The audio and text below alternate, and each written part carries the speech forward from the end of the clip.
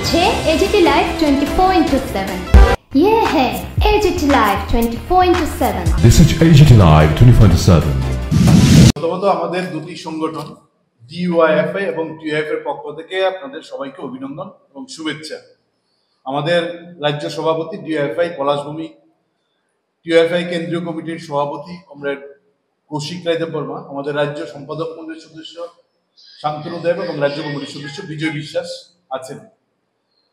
আমরা ইদানিংকালে লক্ষ্য করছি গত কয়েকদিন ধরে রাজ্যের মাননীয় মুখ্যমন্ত্রী বিজেপির বয়স যখন 7 বছর 4 মাস, এই 7 বছর 4 মাস পর রাজ্যের মাননীয় মুখ্যমন্ত্রী 19,000 চাকরি সরকারি চাকরি হয়েছে এই সময়ে এই কথা বলে তিনি ঘুরে ঘুরে সফলতার বাজনা তিনি বাজাচ্ছেন।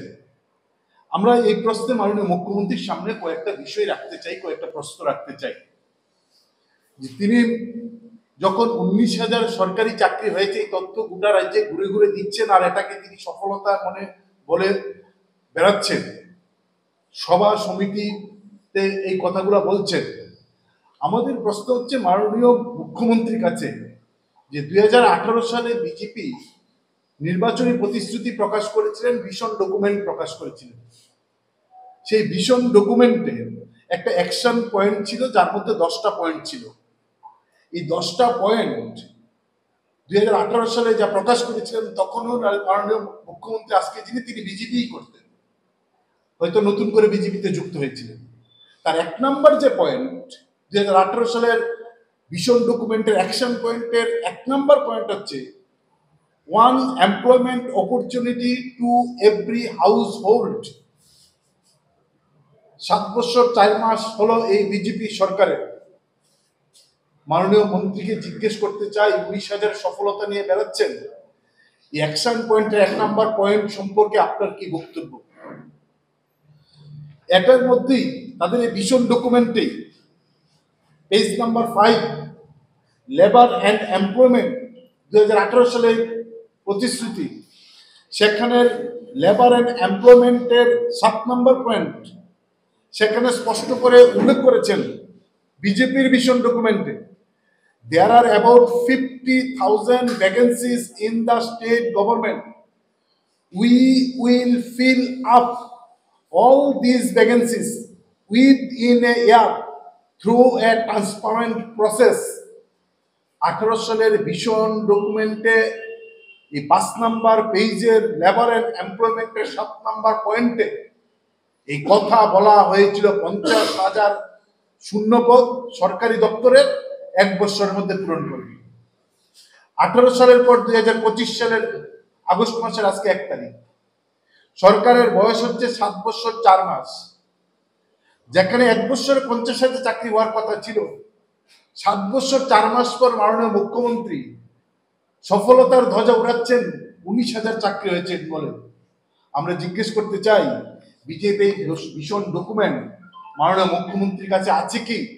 যদি না থাকে তাহলে আমাদের কাছে এই ভিশন ডকুমেন্ট আছে, মাননীয় মুখ্যমন্ত্রীর জানার জন্য এই ভিশন ডকুমেন্ট মাননীয় মুখ্যমন্ত্রীর কাছে পাঠাতে আমরা পারি। কিন্তু এই প্রশ্নে 50,000 সরকারি চাকরি 1 বছর দেওয়ার প্রতিশ্রুতি সম্পর্কে মাননীয় মুখ্যমন্ত্রী কেন কথা বলছেন না? 7 বছর 4 মাস পর মাত্র 19,000 সরকারি চাকরি, সেখানে তথ্য কি বলছেন? সরকারের দেওয়া তথ্য রিটায়ারমেন্টে যাচ্ছেন গড়ে 4,000। 2018-19 রিটায়ারমেন্টে গেছেন 3,828 জন। 2019-20 রিটায়ারমেন্টে গেছেন সরকারি দপ্তর থেকে 4,596 জন। 2020-21 রিটায়ারমেন্টে গেছেন 4,112 জন। এরকম করে 4,412 জন। এই গড়ে আমরা দেখলাম প্রতি বছর রিটায়ারমেন্টে যাচ্ছেন গড়ে 4,000 জন সরকারি কর্মচারী। তার মানে হচ্ছে গত 7 বছর 4 মাসে আমাদের রাজ্যে 30,000 সরকারি কর্মচারী রিটায়ারমেন্টে গেছে গত 7 বছর 4 মাসে।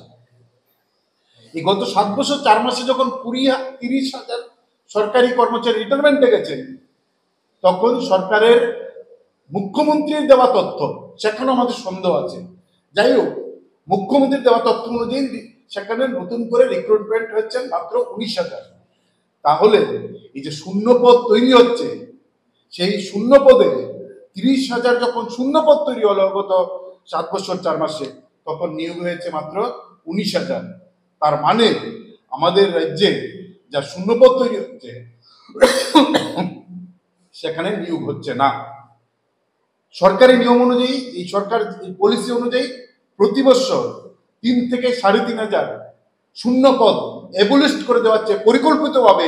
মাননীয় মুখ্যমন্ত্রী মানিক শাহর নেতৃত্বে সরকারের পলিসি অনুযায়ী শূন্য পদ এবলিস্ট হচ্ছেন প্রতি বছর 3,500 থেকে 4,000। সেই পদে আর নতুন করে নিয়োগ হবে না এই সরকারের পলিসি অনুযায়ী। সরকার এই যে 19,000 ধ্বজা উড়াচ্ছে, আমাদের প্রশ্নে শূন্য পদগুলা কেন এবলিস্ট করা হচ্ছে, কেন শূন্য পদ প্রতি বছর তৈরি হওয়ার পরও নিয়োগ করা হচ্ছে না? তিনি 19,000 চাকরির কথা বলে সফলতা নেওয়ার চেষ্টা করছেন, প্রায়ই বক্তৃতা দিচ্ছেন। 3 নম্বর বিষয় হচ্ছে আমাদের যে গত 21শে মার্চ থেকে 1 এপ্রিল পর্যন্ত 2025-এর যে বিধানসভা অধিবেশন অনুষ্ঠিত হলো আমাদের রাজ্যে, সেই বিধানসভা অধিবেশনে যে তথ্য প্রকাশিত হয়েছে, সেই তথ্য অনুযায়ী আমাদের রাজ্যের শুধুমাত্র শিক্ষা দপ্তরের শূন্য পদের সংখ্যা হচ্ছে 12,190। শুধুমাত্র শিক্ষা দপ্তরে, প্রাথমিক, হায়ার সেকেন্ডারি। আমাদের শুধুমাত্র স্বাস্থ্য দপ্তরের শূন্য পদ হচ্ছে 7,675। শুধুমাত্র পাবলিক ওয়ার্ক, DWS, PWD, এটা মিলে শুধুমাত্র শূন্য পদের সংখ্যা হচ্ছে 4,328। শুধুমাত্র হোম ডিপার্টমেন্টের শূন্য পদের সংখ্যা হচ্ছে 7,515। সব মিলে আমরা দেখেছি সরকারের দেওয়া তথ্য অনুযায়ী 50,000-এর উপর শূন্য পদ আমাদের রাজ্যের সরকারের বিভিন্ন দপ্তরে পড়ে আছে। 50,000 যেখানে শূন্য পদ পড়ে আছে, সেখানে কেন নিয়োগ করা হচ্ছে না? শুধুমাত্র মুখ্যমন্ত্রীর হাতে যে ডিপার্টমেন্টগুলো আছে, মুখ্যমন্ত্রীর হাতে থাকা ডিপার্টমেন্টে যে ডিপার্টমেন্টগুলো, সেই ডিপার্টমেন্টের শূন্য পদ হচ্ছে 62%। মোট শূন্য পদের 62% শূন্য পদ হচ্ছে মুখ্যমন্ত্রীর হাতে থাকা দপ্তরগুলিতে শূন্য পদ।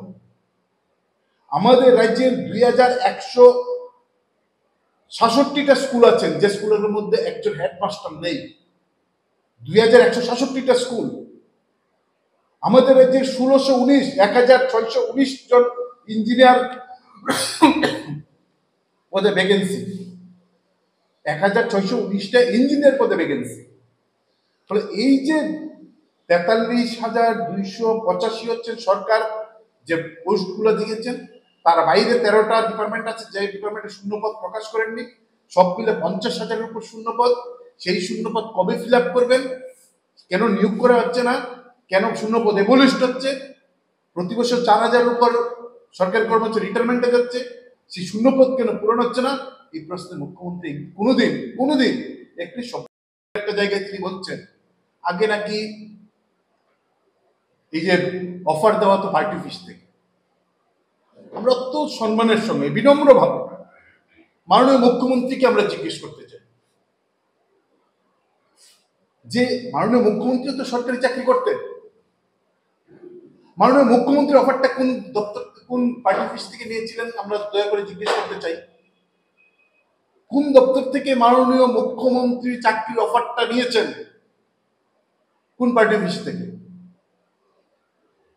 আমরা সবার কথা বলছি না, তাদের দলে রাজ্যের মুখপত্র যিনি সম্মানিত সুব্রত চক্রবর্তী মহোদয়, তিনি এখনো চাকরি করেন, শিক্ষক। তিনি তো দলের সবটা বিষয় মানুষের সামনে তুলে ধরেন বিজেপির পক্ষে। উনার অফারটা কোন পার্টি অফিস থেকে দেওয়া হয়েছিল? সিপিএম এর। আমরা জিজ্ঞেস করতে চাই যে মাননীয় সুব্রত চক্রবর্তী শিক্ষক, উনি ছিলেন রমেশ স্কুলে, কোন থেকে আছেন নেতাজি স্কুলে, ওনার অফার কোন পার্টি অফিস থেকে দেওয়া হয়েছে? আমরা দেখছি যে অফার দেওয়ার দায়িত্ব হচ্ছে অ্যাডমিনিস্ট্রেশনের। এখন উৎসব করে, অনুষ্ঠান করে, ব্লকে হলে অফার তুলে দিচ্ছেন মন্ত্রীরা, এমএলএরা, বিধায়করা। তার আইনি বৈধতা নিয়ে আমরা খোঁজখবর করছি, কিন্তু এই কাজ কি মন্ত্রী বিধায়কে? এই কাজ তো পোস্ট অফিসে যারা কাজ করেন তাদের। এটাকে ঢাকার জন্য তিনি কি বলেছেন, আগে অফার দেওয়া তো পার্টি অফিস থেকে। আমরা জিজ্ঞেস করতে চাই এখন অনেকেই আছেন বিজেপি দলে যারা চাকরি করেন কিংবা চাকরি থেকে রিটায়ারমেন্টে গেছেন, তারা অনেকেই 78 থেকে 88 কিংবা 93 থেকে 2018 সালের আগে চাকরি পেয়েছেন। তারা কোন অফিস থেকে অফার নিয়েছেন আমরা জিজ্ঞেস করতে চাই, নাকি এই যে অন্যায়ভাবে হলে মন্ত্রী বিধায়কের উপস্থিত থেকে অন্যায়ভাবে যে অফার রাজনৈতিক দৃষ্টিকোণ থেকে তুলে দেওয়ার চেষ্টা করছে, রাজনৈতিক স্বার্থ চরিতার্থ করার চেষ্টা করছে, সেটাকে ঢাকার জন্য এই মিথ্যাচার মাননীয় মুখ্যমন্ত্রী করেছে। তার স্পষ্ট উত্তর হয় মাননীয় মুখ্যমন্ত্রী নয়তো বিজেপির প্রদেশ থেকে এই তার স্পষ্ট উত্তর তারা প্রমাণ সহ দেবেন। আমরা আশা করি বিজেপির প্রদেশ যিনি মুখ্যমন্ত্র তিনি প্রমাণ সহ এই কথাগুলোর উত্তর তারা দেবেন। আমরা মাননীয় মুখ্যমন্ত্রীকে জিজ্ঞেস করতে চাই যে রাজ্যের বামফ্রন্ট সরকার ছিল 35 বছর, মাঝখানে 5 বছর বাদ, একটা ইনসিডেন্ট যে এই রাজ্যের 92,000 চাকরি হয়েছে বামফ্রন্ট সরকারের সময়, একটা ইনসিডেন্ট যে রাজ্যের বেকাররা চাকরি চাইতে গিয়ে মুখ্যমন্ত্রীর বাড়ির সামনে পুলিশের লাঠিপেটা খেয়েছেন বা কেস খেয়েছেন, একটা ইনসিডেন্ট। আমাদের রাজ্যে মাননীয় মুখ্যমন্ত্রীর কাছে প্রতিদিন এসটিজিটির পরীক্ষার্থীরা ফায়ার সার্ভিস ইন্টারভিউ দিয়েছেন, পুলিশ ইন্টারভিউ দিয়েছেন, নানা দপ্তর ইন্টারভিউ দিয়েছেন, তারা দেখা করতে চান। একদিন মাননীয় মুখ্যমন্ত্রী তাদের সঙ্গে দেখা করেছেন। সমস্যা কি? তারা তো আমাদের রাজ্যের ছেলে মেয়ে, তারা চাকরি প্রার্থী, তারা শিক্ষিত, তারা উগ্রবাদী না। তাদের সঙ্গে মাননীয় মুখ্যমন্ত্রী কেন দেখা করতে চান না? কেন একদিন তাদের সঙ্গে কথা বলেননি? কেন তারা যাওয়ার পর পুলিশ তাদের ধমকায়, তাদের উপর লাঠিচার্জ করে, পুলিশ তাদের কেন মামলার ভয় দেখায়? তার আগে তো বামফ্রন্ট সরকার ছিল। বামফ্রন্ট সরকারের সময় মন্ত্রীর বাড়িতে দাবি করতে গিয়ে একটা ইনসিডেন্ট আছে যে পুলিশ লাঠিচার্জ করেছেন, পুলিশ মামলা খেয়েছেন মন্ত্রীর বাড়িতে গিয়ে দাবি জানাতে গিয়ে। আমরা বলছি না, এরকম একটা ইনসিডেন্ট নেই। তাহলে কেন প্রায় প্রতিদিন মুখ্যমন্ত্রীর কাছে কর্মপ্রার্থীরা যাচ্ছেন দেখা করতে গিয়ে পুলিশের লাঠি খাচ্ছেন নয়তো মামলা খাচ্ছেন? আমরা এই বিষয়টার স্পষ্টীকরণ চাই। 19,000 চাকরি হয়েছে, সফলতা করানোর চেষ্টা করছেন, কিন্তু এই 19,000-এর মধ্যে যে আমাদের হাতে তো কাগজ আছে, 19,000-এর মধ্যে প্রায় 1,000-এর উপর ছেলে মেয়ের চাকরি হয়েছে যাদের এই যে নাম সহ আছে, যারা আমাদের রাজ্যের না। গ্রুপ ডি গ্রুপ সির চাকরি হয়েছে, বহির রাজ্যের ছেলে মেয়ে, মালদা, বিহার, আসাম। এই যে 19,000 চাকরি করে আপনি সুর চড়াচ্ছেন, এই বহির রাজ্যের ছেলে মেয়েদের চাকরি হয়েছে আমাদের রাজ্যে গ্রুপ ডি গ্রুপ সি। কি অপরাধ ছিল আমাদের রাজ্যের ছেলে মেয়েদের ন্যূনতম গ্রুপ ডি গ্রুপ সি চাকরির প্রশ্নে? কি অপরাধ ছিল? রাজ্যে প্রায় 1,000-এর উপর ছেলে মেয়েকে বঞ্চিত করে কার স্বার্থ রক্ষা করতে বহির রাজ্যের ছেলে মেয়েদের এই গ্রুপ ডি গ্রুপ সিতে চাকরি দেওয়া হয়েছে? আমরা এই প্রশ্নগুলা মাননীয় মুখ্যমন্ত্রীর কাছে আমরা রাখতে চাই এবং এই প্রশ্নে আমি কয়েকটা বিষয় আপনাদের